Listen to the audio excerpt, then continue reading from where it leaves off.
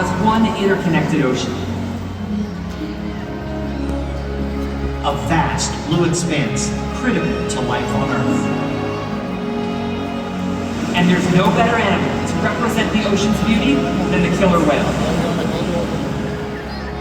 They live in every corner of the ocean, from the Arctic to the Atlantic, the Southern to the Indian, to the Pacific and beyond.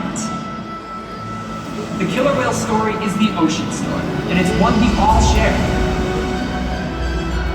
We are one world, united by our ocean.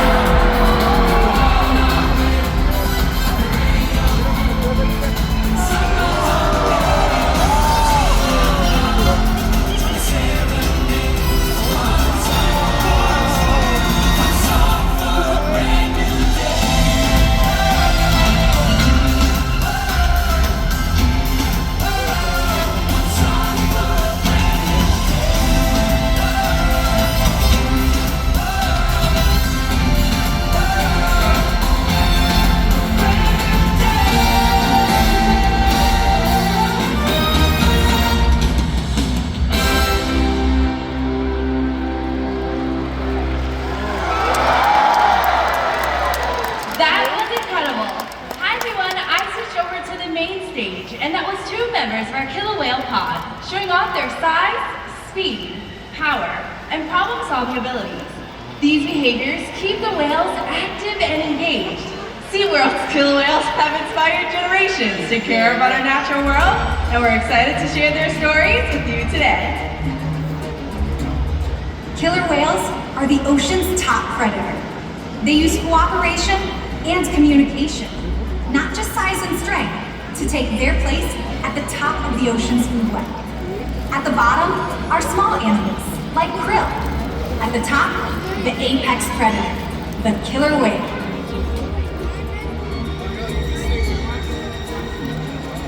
Killer whales are as big as a bus, faster than an Olympic swimmer, high flying and powerful. We're gonna see all of that today and more. These and other behaviors provide an environment full of enrichment. We spend days weeks, months, and years building relationships with our whales. This creates trust, and that allows us to do some amazing things.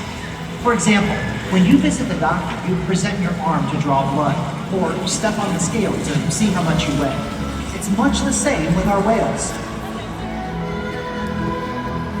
In this experience, you'll see our killer whales moving together in unison. These synchronized behaviors allow the whales to strengthen their social bond and problem solve as a group. This is just one of the reasons why they're known as the ocean's top predator. Their scientific name is Orca. Their common name is a killer whale. Each of our 5 whales have their own personal names. We have our 3 females, Takara, Sakari, and Kamea. And joining us right before you are our 2 males, Tuar and Kayukin. Kamea is the youngest whale of our pod at just 11 years old, and Takara is the oldest at 33 years old. Takara is the matriarch, which means she is the leader.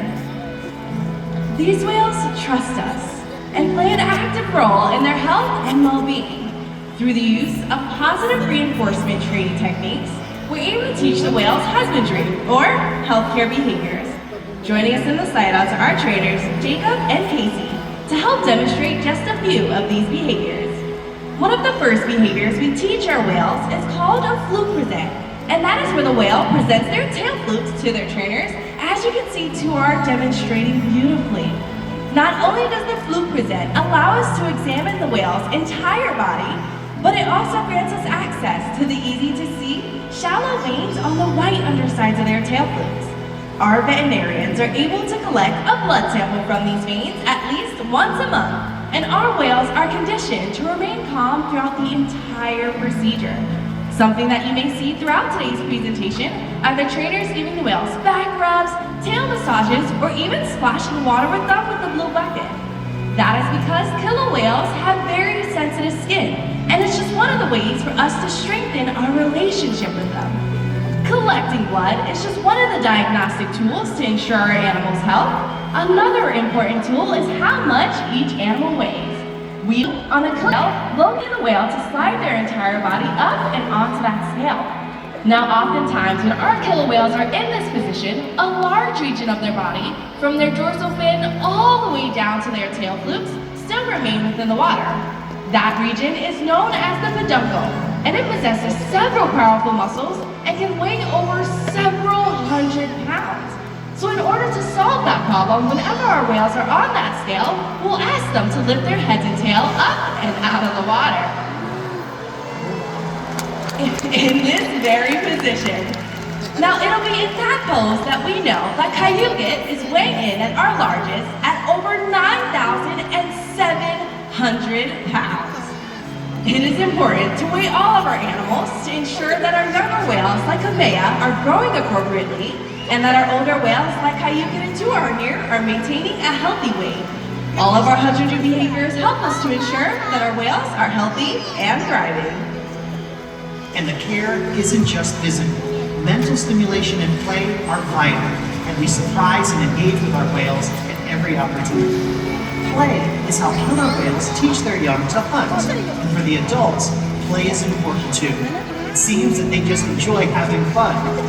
Making time for play is an important part of life for killer whales, and for us. Observational learning and mimicry play a critical role within the life of a killer whale. From the moment they are born, they are learning necessary life skills by watching and playing follow the leader with their mother and other members of the pod. Well, here at SeaWorld, our killer whales can even play follow the leader with us by watching and copying our movements. So how about we play a quick game of follow the leader with all of you today? Sounds good? Awesome. Now let's have everyone stick their left arm high into the sky and give Kayukin and Tuar a great big wave hello. Check it out. They were paying very close attention. Killer whales have incredible eyesight both above and below the surface of the water. We often see them spy hopping or even leaping clear out of the water to get a better look at their surroundings. That particular behavior is known as a sighting bow. Tuar is off, heading down to the bottom of this 40-foot deep habitat. Turn your attention to the center. This is Tuar. Now that was beautiful. Now killer whales can communicate in a variety of different ways. And one of those ways is by producing vocalizations from the blowhole located on the top of their heads. Now I'll need your help one more time. Take your 2 index fingers and wave them back and forth like you're conducting an orchestra.